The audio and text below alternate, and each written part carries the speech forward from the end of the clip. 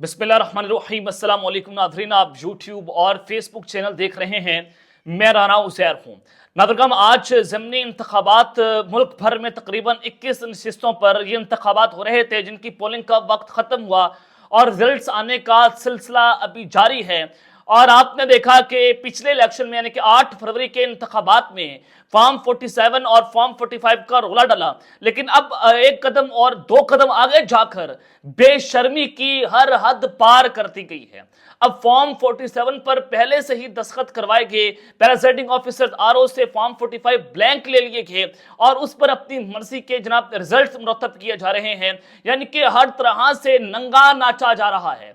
ये निज़ाम बड़ा जनाब इस वक्त फ्रस्ट्रेट है कि कहीं इमरान ना आ जाए और इमरान के नाम पर उसकी तस्वीर चलाने पर हर तरह से खौफ है कि जनाब पता नहीं क्या कुछ पाकिस्तान के अंदर हो रहा है कि इस कदर नंगी धांधली हो रही है और सूरत हाल हद से ज्यादा खराब हो चुकी है। मैं जनाब बहुत बड़ी खबरें लेकर आपकी खिदमत में हाजिर हुआ हूं कि बादशाह की आज फिरौनियत की हर हद पार हुई है। बादशाह ने किस तरह से आज फिरौनियत दिखाई है कि आज पूरा पाकिस्तान लरज उठा है। जनाब इस फिरौनियत की दास्तान मैंने आपके सामने रखनी है कि किस तरह से जनाब आज मुल्क भर में जो सारी चीज़ें होती रही हैं और फिर दूसरी जानिब रिटायर्ड जर्नलों ने भी धावा बोल दिया है। और ये बड़ा जो है वो दिलचस्प किस्म की सूरत हाल है कि रिटायर्ड फौजी जर्नल जो हैं आज वो खुलकर बोलना शुरू हुए हैं। उस हवाले से कुछ अहम तरीन तफसीलात मैंने आपके सामने रखनी है। और आर्मी चीफ ने निशान इबरत बनाया है। किसको बनाया है? चौधरी परवेज इलाही साहब को निशान इबरत बना दिया गया है।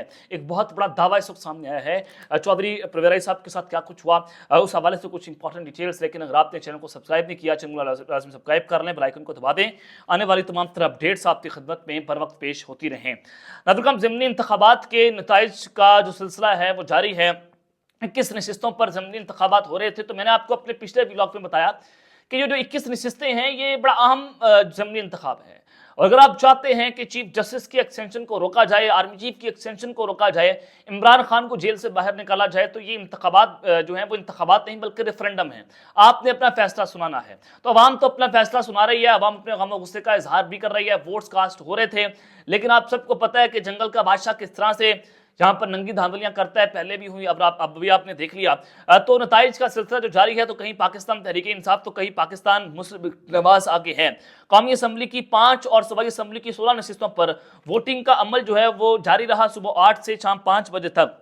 तो जनाब अब सूरत हाल ये है कि जिससे पंजाब के 2 और केपीके के जो है वो 2 और सिंध असम्बली का 1 हल्का शामिल है। और सूबाई असम्बलियों की जिन नशिस्तों पर सिमली इलेक्शन हुआ उनमें पंजाब असम्बली की 12, बलूचिस्तान और सिंध की 2-2 नशिस्तें शामिल हैं।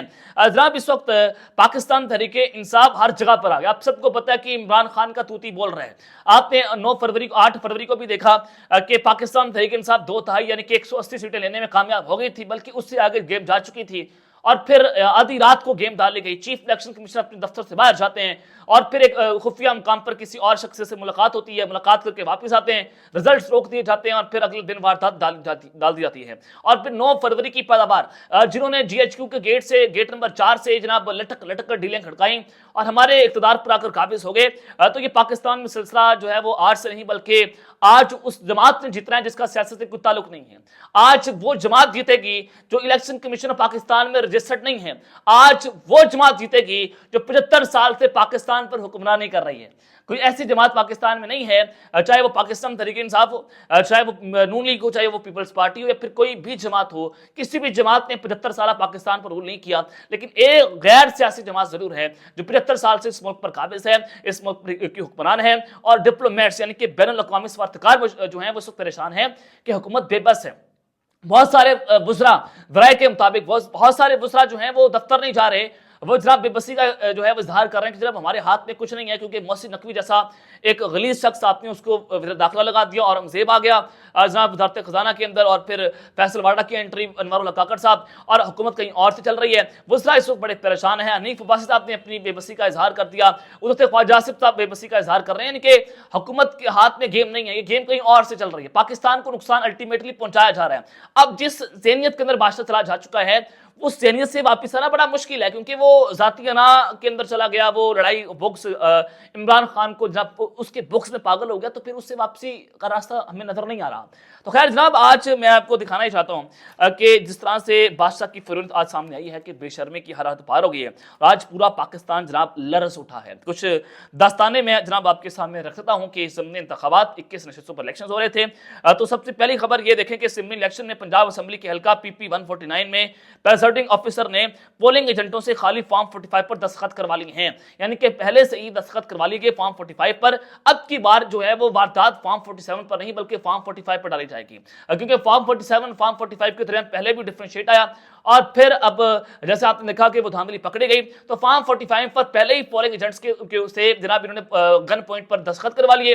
अब जनाब होगा ये कि फॉर्म 45 पर अपने मर्जी का इलेक्शन जो है मुरतब किया जाएगा। और आरओस भी यही बता रहे हैं कि हमसे ब्लैंक फॉर्म 45 ले लिए गए हैं, किसने लिए हैं, नामालूम लोगों ने ले लिए हैं और वो पहले ही लेके जा चुके हैं, अपनी मर्जी का इलेक्शन वहां से निकाला जाएगा।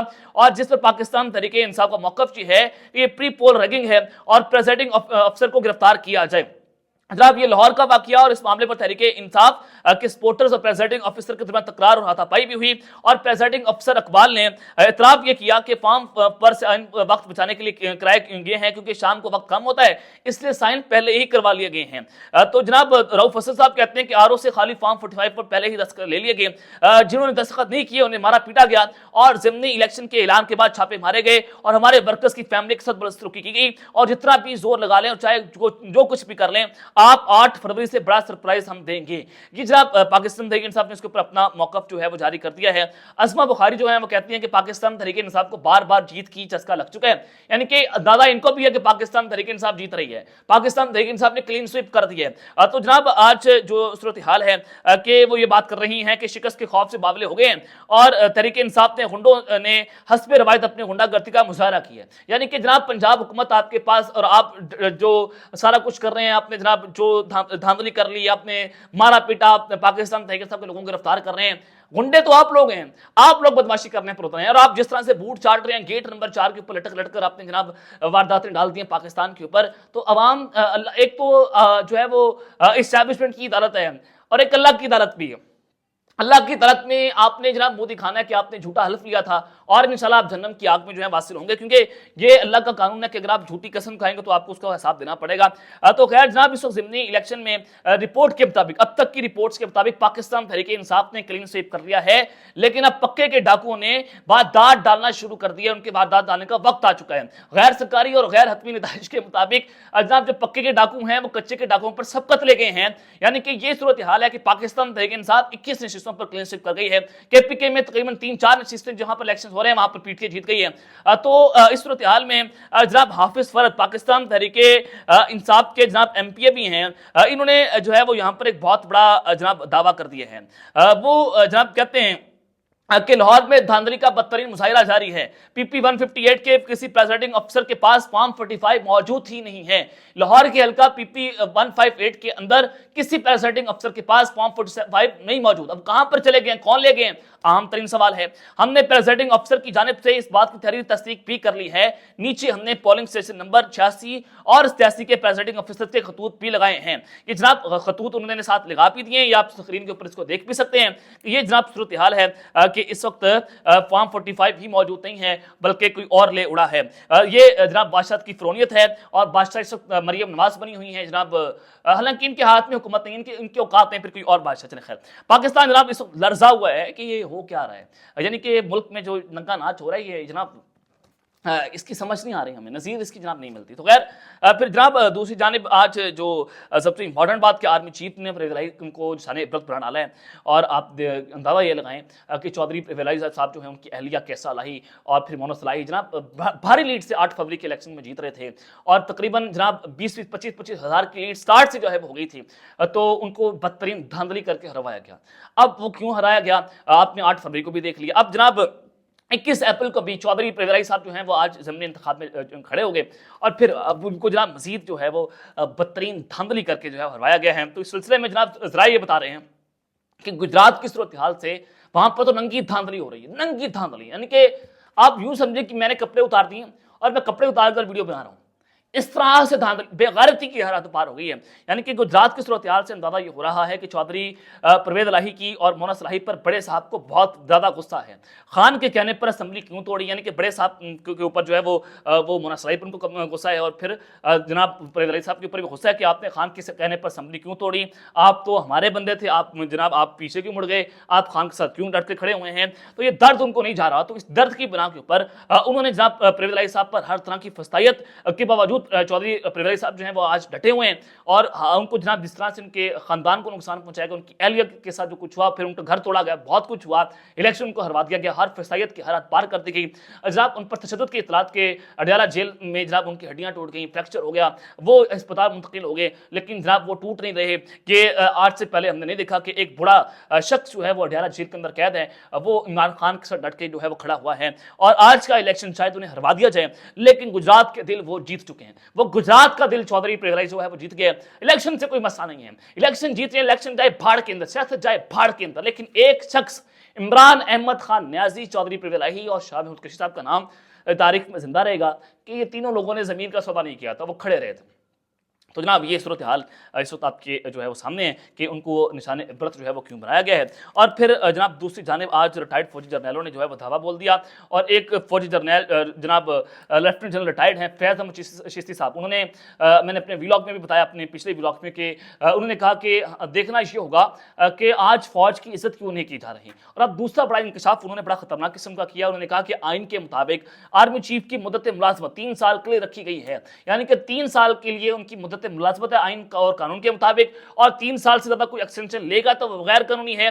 आइन में तरमीम करके आप बहुत कुछ कर लेते हैं, तो जनरल बाजवा साहब ने भी सारा कुछ कर लिया, अब नए साहब जो हैं वो भी जो है वो एक्सटेंशन लेना चाहते हैं, तो जो खबरें चल रही हैं, तो जनाब फैज अहमद चिश्ती साहब कहते हैं, क्योंकि ये लेफ्टिनेंट जनरल रिटायर्ड हैं, तो मैंने कहा कि मैंने आर्मी चीफ को कहा था कि मुद्दत मुलाजमत में तोसी ना लें, अब भी आपकी इज्जत है, जिसने मुद्दत मुलाजमत में तोसी ली उसने हुकूक अल-इबाद की खिलाफ वर्जी की है। बहुत बड़ी स्टेटमेंट कि जनाब अगर अब वाले को पैगाम पहुंचाया कि जनाब अगर आप लेंगे एक्सटेंशन तो आपने हुकूक अल-इबाद के खिलाफ वर्जी करेंगे, आपकी जो रही सही कसर है वो भी खत्म हो जाएगी, तो लिहाजा आप एक्सटेंशन ना लें। तो उनको बता दिया गया, जनाब वो बार बार बात कर रहे हैं, जर्नैल बार बार बता रहे हैं कि जनाब ये सूरत हाल है, ये असेसमेंट है, ये पब्लिक का रिस्पांस है, ये उनका जनाब उनकी पल्स है, तो लिहाजा आप अंदाजा लगा लें कि सूरत हाल जनाब क्या बन रही है। अब तक कर लेते हैं, अपना ख्याल रखिएगा, और इस टाइम अपने लाजमी ख्याल रखना। पाकिस्तान जिंदाबाद।